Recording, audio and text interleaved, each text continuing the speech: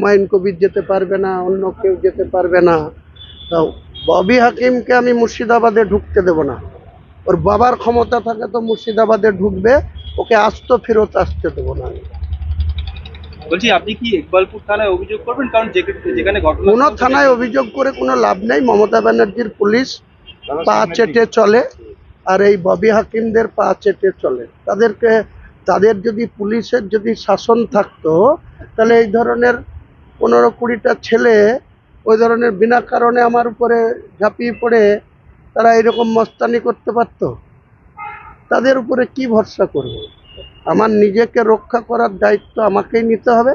আগামী দিনে এই আজকের ঘটনার বদলা ববি হাকিম যদি মুর্শিদাবাদে ঢুকে আনুষ্ঠানিকভাবে বলে ঢুকবে, সেদিন ওকে আমি বুঝাবো মুর্শিদাবাদে। সরাসরি চ্যালেঞ্জ করছেন?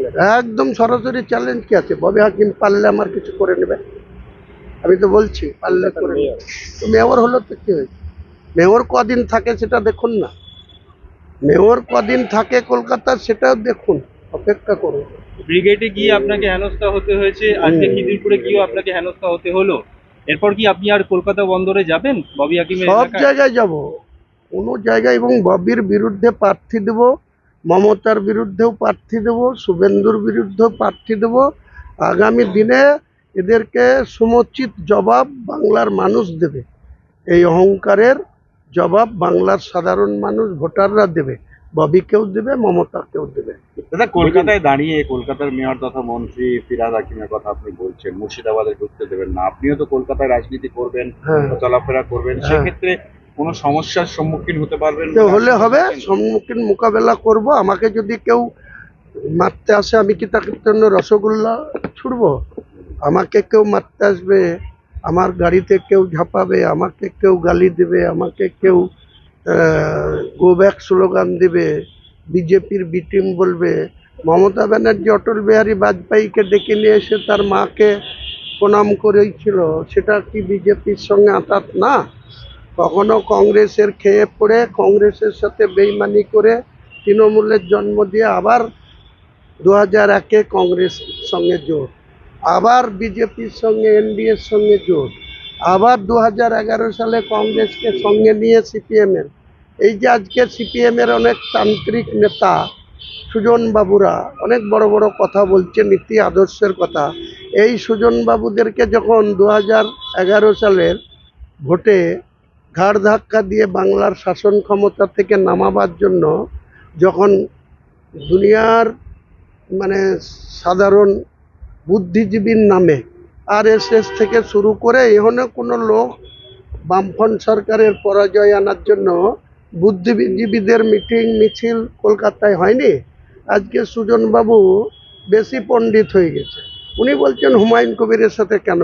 সেদিন কেন এই বুদ্ধবাবুদের বিরুদ্ধে উনি দেখেননি যে মমতা ব্যানার্জি কত রকম অস্বচ্ছ রাস্তা, কত রকম বুদ্ধিজীবীদের রাস্তায় নামিয়েছিল?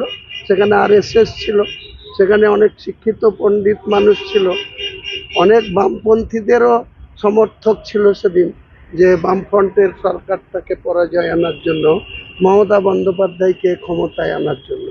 আজকে ইলেকশন আসতে দিন, এর যে নাটক, এর যে ডামামা দিল্লিতে গিয়ে করছে, বা যেভাবে ওনারা গুন্ডামি শুরু করেছে, এসব গুন্ডামির জবাব সাধারণ আম পাবলিক দেবে। কারণ 2011-র আগে এই মমতা ব্যানার্জির একটা তারপুলিন দেওয়ার ক্ষমতা ছিল না।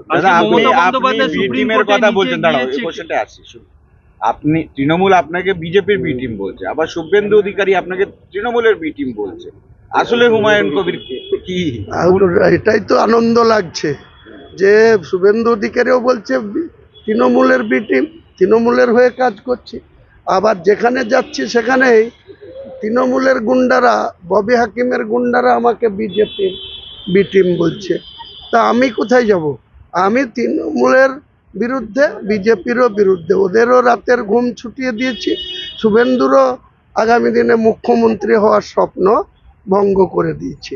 আর মমতা ব্যানার্জিও চতুর্থবারের জন্য আর মুখ্যমন্ত্রী হবে না। কাজেই পাগলের প্রলাপ বকতে দিন। মমতা বন্দ্যোপাধ্যায় দিল্লির সফরে একেবারে নিজে সওয়াল করলেন, কিভাবে দেখছেন বিষয়টাকে? এটা কোনো কিছু বিষয়ই না, ওনার ডামামা করতে উনি পছন্দ করেন। যখনই ইলেকশনের ইয়ার আসে, ইলেকশনের বছর আসে, তখন ওনার কখনো কোমরে চোট লাগে, কখনো পায়ে চোট লাগে, কখনো তেনার হাতে চোট লাগে, কখনো তেনার অন্য জায়গায় ব্যথা হয়।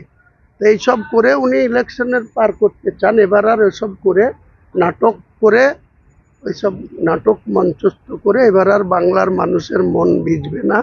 বাংলার মুসলমান জনতা আর মমতা ব্যানার্জির ওই জোড়া ফুলে ভোট দেবে না। তৃণমূল নেতাদের বক্তব্য আজকের পরে তৃণমূল আগামী নির্বাচনে 250-র উপরে সিট পাবে। ওনার সবটাই পেয়ে যাবে, 294টাই পেয়ে যাবে, কোনো চিন্তা নেই। মোহাম্মদ সেলিমের সঙ্গে কি আর জোটের কথা এগোলো? দ্বিতীয়বার ওই রাজ্যপালের কাছে শপথ নিতে বলুন, 5 তারিখের আগে আর একবার শপথ নিতে বলুন, বলুন যে আমি পেয়ে গেছি। সওয়াল করলেন মুখ্যমন্ত্রী মমতা বন্দ্যোপাধ্যায়।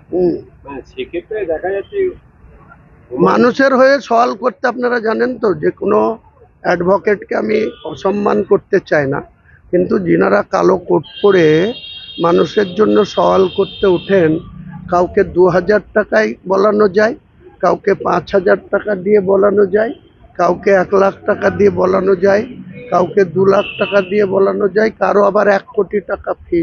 তাই বাংলার কোটি কোটি টাকা এই মমতা ব্যানার্জি সরকারি ফান্ড নিয়ে কখনো সরকারি কর্মচারীদের দিয়ে না দেওয়ার জন্য, কখনো রাজীব কুমারকে বাঁচানোর জন্য, কখনো তৃণমূলের চোরদের বাঁচানোর জন্য সরকারি কোষাগার থেকে এত লয়ার কেন নিয়োগ করেছিলেন, অ্যাপয়েন্ট করেছিলেন? কপিল সিব্বাল, অভিষেক সিংভি, তা না করে তুমি নিজেই সলভ করতে পারতেন।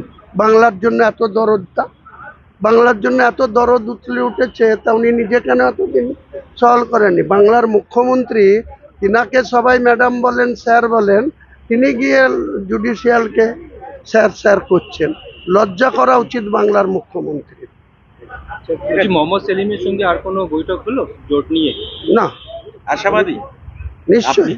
দেখুন, যারা মমতা ব্যানার্জিকে ক্ষমতাচ্যুত করতে চায়, সে মোহাম্মদ সেলিম হতে পারে, নওশাদ হতে পারে, কংগ্রেস হতে পারে, আমার কাছে কারোর জন্য ছুটমার্ক নেই। আমি কারোর জন্য, আমার কোনো বাধা নেই। আমি 15ই ফেব্রুয়ারি অবধি ওয়েট করব। 15ই ফেব্রুয়ারি অবধি যদি আসার অনুরূপ কোনো সদার্থক সমাধান বেরিয়ে আসে, তাহলে আমরা ঘরে বসে সিট শেয়ারিং করে মমতা ব্যানার্জির বিরুদ্ধে অল আউট আমরা লড়াইয়ে নামব। যদি কোনো দল না আসে, আমি হুমায়ুন কবির একাই জনতা উন্নয়ন পার্টির পক্ষ থেকে এই রাজ্যের 294টা আসনের মধ্যে 182টা আসনে, একদম কুচবিহারের ফালাকাটা থেকে শুরু করব, এখানে কাকদ্বীপের পর্যন্ত, যত 294টার মধ্যে 182টা আসনে, তার মধ্যে 90 জন মুসলিম প্রার্থী থাকবে, বাকি 92 জন অমুসলিম প্রার্থী থাকবে।